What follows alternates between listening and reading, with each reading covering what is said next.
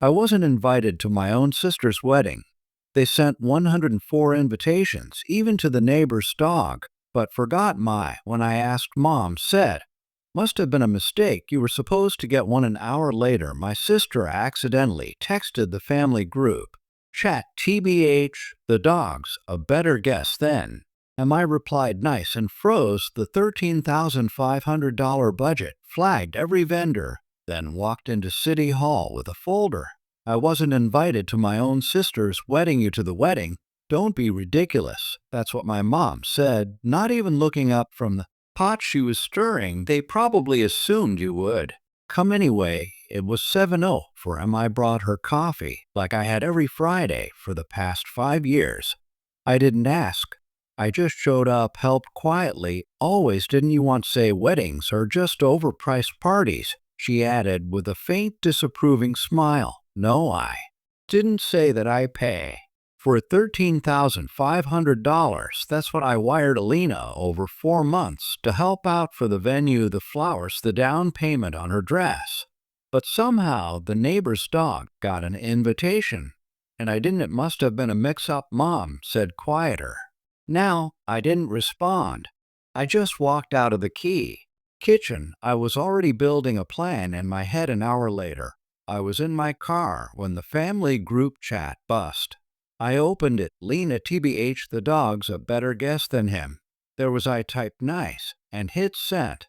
Then I opened my bank app. Wedding fund frozen, caterer payment canceled. Forced deposit flagged for review. Venue coordinator notified of a potential fraud alert. Every vendor was under my name. Then I packed a folder, printed proof of every transfer, every signed agreement, every screenshot, and I walked into City Hall, stood in line with it. My turn. I wasn't on the guest list for I wouldn't be in the ceremony at all. Let them try to celebrate without me. And without the money, they didn't see me as a person. I was a system, like Wi-Fi or plumbing, something you don't think, just expect to work. It had been this way for years. I was the one who made it out, got a stable job, never moved back in after college, kept my head down and paid my bills. But somewhere along the way, responsible became available, and available became obligated. Lena knew that better than anyone. It started with small things. She forgot to cancel her gym membership for 6 months, the one I was covering. Then she lost her apartment lease and just needed help for a month. That turned into 7. Then came the car loan. Then her half of Mom's dental work. Each time she'd say, "I swear, I'll pay you back when I can," but I never expected the money back. They never even pretended. Dad made jokes about it. Guess we raised one investor. Hot heat slapped me on the back like it was some big complex. Mom said things like, "You're such a blessing to this family. You always come through." It sounded sweet until you realized that was always followed by a request. And Lena, she was the queen of guilt. Her favorite move, the long, shaky voice memo. "Hey, I hate to even ask, but I don't know who else to go to. I've been so stressed lately. I have 27 of those saved." I counted. But the wedding, that's when it broke. Because this time it wasn't just about money. It was about humiliation. After I froze the budget, I waited, thought maybe someone would reach out, try to explain. Instead, I got a Facebook notification. My mother had posted a photo Lino in her wedding dress, holding champagne. The caption, "So proud of our girl. She's doing it all on her own. Hashtag independent. Hashtag family first." I choked on my coffee. Doing and on her own with whose money? Then came the worst part, a video in the family group chat. Lena twirling in her dress, brides, aides laughing, and a text below it from her, "Can't wait for the big day." Shame. Some people would rather stay better than be invited, followed by "Anyway, it's gonna be magical. Thanks to everyone who believed in me." The same people I paid for forest photographer, even the cake lady who called me 2 weeks prior because the card on file. "Clyde," I replied with a simple, "You're welcome." No one responded that night. I got a message from a number I didn't recognize. Can we talk? It was Josh, became overlooking like he hadn't slept in days. Sat down, hands folded, stared at the floor. She told me the money came from a family friend. He said, I thought your parents helped her. I stayed silent. Then the vendor started calling. He continued. They said the payments bounced. They said your name was on the contracts. I showed him the proof, bank statements, PDF invoices, screenshots. He leaned back stunned. She lied to me, he whispered. And then, without me asking, King, he pulled out his phone and showed me a group chat bride squad. There was Lena. I swear if my brother shows up, I'll get security. Is extremely toxic. He thinks because he sent money, he gets to be part of things. Pathetic. Another bridesmaid. He's not even invited. OMG savage. Jello well. Another. I bet he still sends a gift, though just looked at me. I didn't know about any of this. I believed him. He was too stunned not to be telling the truth. He stood to leave the past. You don't deserve this. He said they treat you like a villain. In a story you paid for. I watched him walk out the door, and I realized they never thought I'd fight back. They thought I'd watch the wedding from my phone like some sad spectator, smile, clap from a distance, maybe send a toaster. They didn't know I had a folder. They didn't know I was done. The air inside the barn was warm, uncomfortably warm. Fairy lights glowed from every beam, and mason jars full of eucalyptus branches give the illusion of char. It was the kind of wedding Lena always fantasized about, rustic, soft, curated for the Graham. Too bad it wasn't paid for by her. The rehearsal dinner was in full swing when I walked in. I wasn't on the guest list, but I didn't need to be. I had receipts. Literal. Once I stood at the entrance for a full minute before anyone noticed. People were clinking glasses. A girl in a beige satin dress was sobbing because someone had stepped on the hem. A cousin was arguing about shrimp allergies. The DJ was testing a playlist. It looked perfect from the outside, like any other expensive. Why then? Lena turned her head for her. Smile cracked, just a fraction. Then she say, "Do it." Napkin still in her lap. "What are you doing here?" she said through her teeth, walking toward me. "I brought a gift," I said. I tapped the flash drive in my coat pocket for face drained of color. "No, don't. You're not doing this here. You didn't want me at your wedding," I said, "but you had no problem spending my money on it." I walked past her to the AV table. The guy running the slides gave me a look. On the brother, I said, pulling out my flash. "In this is my turn." The lights dimmed, the music caught a few drunk. Yes, booed playfully, thinking it was part of the show. Then the first slide lit up the projector screen and glowing white letters over a black boy background. This wedding was built on lies. Silence, some laugh, then stop. Because slide to it harder. Screenshots of my bank transfer, Zelle, PayPal them, credit card bills, each item labeled deposit for dress $1,800, DJ advance $900, venue booking $4,200, and on a final tally bolted $13,497.18 in the corner. My name. Everywhere whisper started. You could feel it. The shift in temperature. Slide 3 group chat messages. The bride squat. Lena. He thinks he gets a seat at the table because he threw some money at it. Newsflash. I didn't invite. A debit card. Bridesmaid number 1. OMG, you're savage. Bridesmaid number 2. I can't believe you're really not inviting him. Lena. Not even my dog wanted him there. Then came the audio, her voice from a message. She left me 3 weeks ago. Seriously. You're saving this wedding. You the best. Don't tell anyone. I said that though, gotta protect the brand. The room, when still you could hear the clink of a spoon dropping into a wine glass across the room. My father stood. His tone was thunder. Turn that off. I turned calm. Why, you don't like the sound of your investment report? He took a step toward me. You think this is funny? I think it's fair. You stole my seat now. I'm stealing the show. Slide for my mother's voice recorded. Call the night. She tried to explain why I hadn't been invited.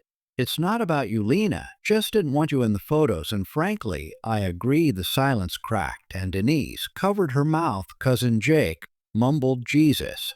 I stepped forward. For years, I said I paid quietly, no questions, every dentist bill, every car repair. I mean his credit card debt, mom's utilities, dad's vacation shortfalls. I never said a word. Slide 5 photos of the receipts, notes from Lena. Thanks again. You're literally a hero. You're saving my life far enough for. You're the only one I trust. I passed, looked around. You didn't forget to invite me. You erased me. And you replaced me with a dog. Nervous chuckle from somewhere in the back. Then silence again. That's when Josh, the fence, finally stood up. He looked destroyed. You said he didn't want to come. He said the Lena you said he threatened. Do you? She opened her mouth, closed it. Said nothing. He looked at me. She told me you weren't even involved. I nodded toward the screen. She also told her bridesmaids I was pathetic, that I'd send a gift anyway. Want to see that part again? He turned to her. I don't even know who I'm marrying. And then he pulled the ring from his finger, and placed it on the center of their table, right on top of the printed seating chart amount. Gasps, screams. Someone dropped the wine glass. The whole board buzzed with static energy, like lightning looking for a target. Mom stood now. She tried to grab his arm. Josh, don't do this. It's just a fight. No, he said, it's a fraud. He walked out. Half the bridal party followed the DJ, unplugged the laptop. The screen went dark. Dad was still standing, shaking. You're not family. He hissed, you're a virus. I looked at him, smiled a small, brutal smile. No, I said on the any. Virus. And then I walked out, not rushed, deliberate, calm. The way someone walks out of a burning building holding the match behind me. I could hear cheers, scraping, arguments, someone sobbing, a bridesmaid screaming about ruining the aesthetic, but I didn't turn back. They didn't invite me. But now, they'd never forget. Me. I walked out of that born like I'd stepped out of a burning building. I let myself, and no one followed me. There were no shouts, no cries, no last-minute apologies, just the faint echo of someone knocking over a chair, and Lena sobbing in the background. Like her reality, it cracked good. I didn't drive home. I drove forward the next morning. I woke up at 7:13, and no alarm, no anxiety. I made coffee in my quiet apartment, sat at the window, and waited for the storm. It didn't take long. By 8:42, and my phone that up. 24 missed calls, 6 from Mom, 4 from Dad. The rest Lena. The first voicemail was from Mom. She was crying, not the kind of cry that comes from heartbreak, the kind that comes from losing control. Why would you do this to us? This was your sister's one. Big day, right? The day I paid for. Next voice. Mail. Dad. His voice didn't tremble, it roared. You've made your point. You happy now? You ruined everything that one made me laugh. Because nothing was ruined. I just hit pause on a lie they've been building for years. Lena didn't leave voicemails, just texted, you're a monster. You made me look crazy. Do you even care how this makes you look? Oh, I cared. That's why I wasn't done yet. That afternoon, I opened the folder, the one I'd been curated since the year Lena first asked me to co-sign a loan for emergency vet bills, and then use the money to fly to Vegas. Inside, screenshots of every money transfer, messages where she lied, voicemails, my mother's texts, begging for just a little help for Lena's mental health, make statements with my name on every major wedding vendor. Even an old email from my dad telling me, don't be such a girl about money, just help your sister. It's what sons do. So I turned it all into a PDF, titled it The Price of Family. Then I posted it. No dramatic captions, no hashtags, just a quiet cold upload to Facebook, visible to friends and friends of friends and family, all of them.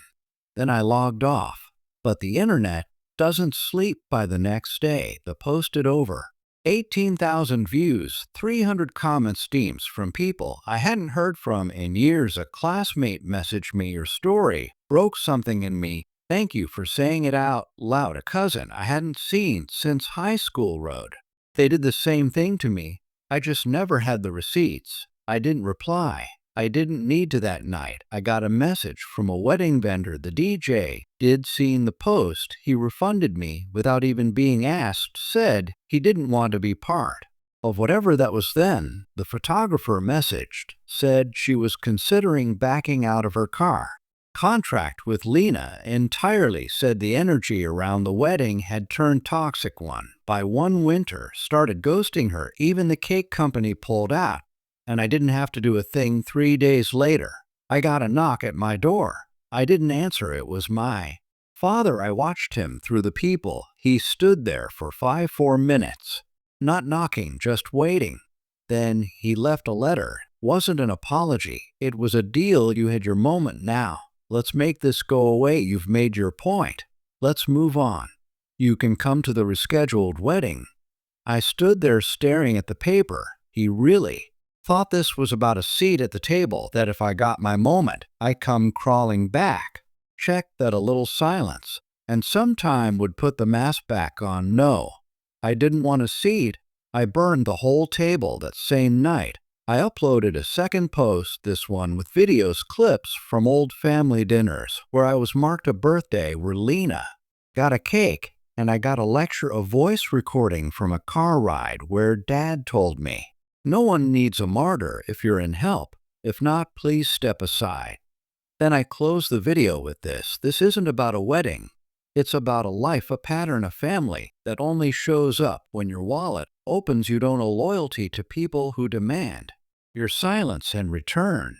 And if they call that betrayal month, them by morning, the post had exploded to podcast, invited me to speak a subreddit, turned it into a thread with 3,000 comments. People were tagging wedding vendors, therapists, financial coaches. The story wasn't just mine anymore. It was theirs too. That's when Lena went nuclear. She posted a 7-minute story on Instagram, sobbing for face, no filter. She called me manipulative, said I was weaponizing trauma, that I was punishing a woman for not inviting her brother to a wedding.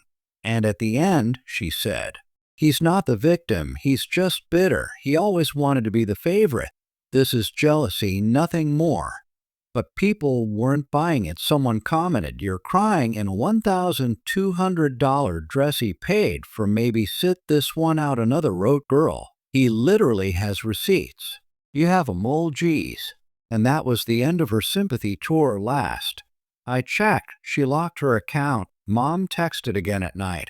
I don't know what you think this will accomplish. Families fight, but we forgive. That's what matters. No, I wanted to reply. What matters is truth and consequences. But I didn't reply at all because I was already work and on something else. It's been 6 weeks since I walked out of that fairy lit, or 6 weeks since I burned a decade's worth of guilt, obligation, and for silence to the ground. And guess what? Nothing bad happened. The earth didn't crack open. I didn't implode. No one came to drag me back into the role I'd been forced to play. Instead, something incredible happened. Peace. No more voicemails. No more money drains disguised as just this once. No more group chats where I'm only useful if I'm paying. Just silence. And I have never felt so whole. I moved quietly. A new city, a smaller place. But it's mine. No forwarding address. No welcome mat. Just a doorbell with a tiny sticker next to it that says not available for emotional labor. And I meant it. The business I'd been planning in secret for over a year, launched it. Not for them, for me. A digital consultancy, clean, precise, and profitable. I work alone. I choose my clients, and I no law hunger fund any delusions but my own. A week after launch, I wrote a public post, not as revenge, as reclamation. I used to think loyalty meant silence, but now I know loyalty without respect to servitude. I'm done serving it. Went viral again.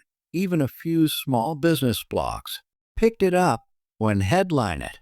The wedding that exposed a family and build a brand. Poetic. As for Lena, She tried to spin it, of course. She posted cryptic stories about losing people when you grow and outgrowing toxicity. But no one was buying it for followers. Dropped her podcast, still at 43 listeners. Except now, the comments were turned off and Josh. He sent me a message 2 weeks after everything collapsed. Just 3 words: "You saved me." I never answered. He didn't need a response.